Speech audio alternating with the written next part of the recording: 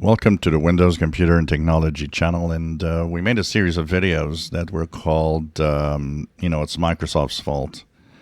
I'll do one today which I will call It's the User's Fault. And what we talk about, of course, is how we're moving on to different generations of Windows. Lots of people frustrated at certain aspects of it.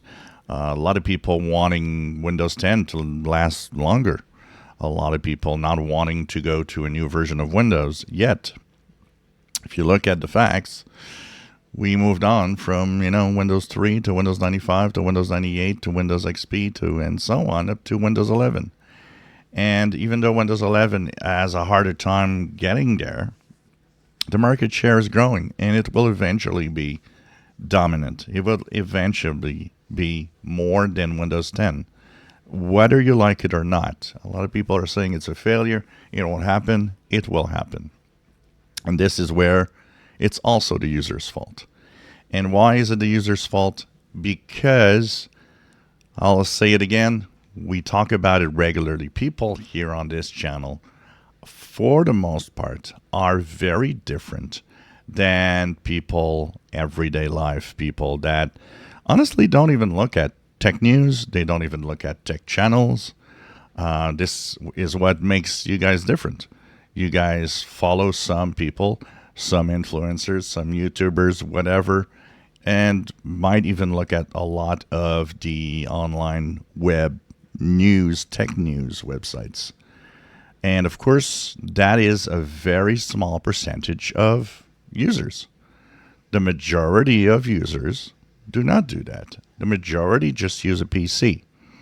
And what happens is that when that PC shows a message that says, oh, by the way, your version of Windows is about to expire, well, you guys have tools and knowledge that lets you decide, okay, I can run Windows 11 unsupported.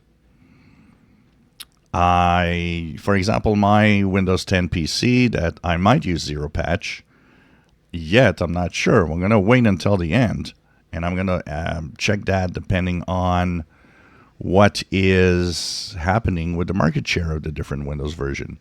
I might actually force it into a unsupported version of Windows 11. That might be another idea for me on that PC.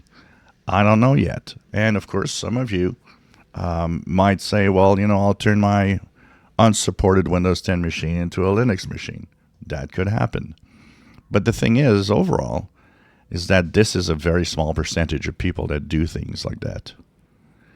In reality, the majority of people don't have much of that knowledge. And in reality, most people will say, it's time to buy a new PC. And because of that lack of knowledge in that, well, let's buy a new PC, let's go and just spend money, Microsoft uses that as let's move on and let's force people to have new PCs with higher specs and so on. And it's been like that forever.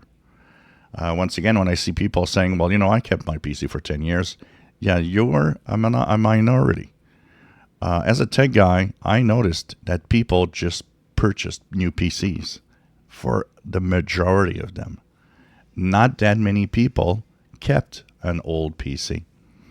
So this, of course, means it's also the user's fault for Microsoft to act in that way, to just say, hey, move on, and that's it, and just buy new computers, even though your old computer works great.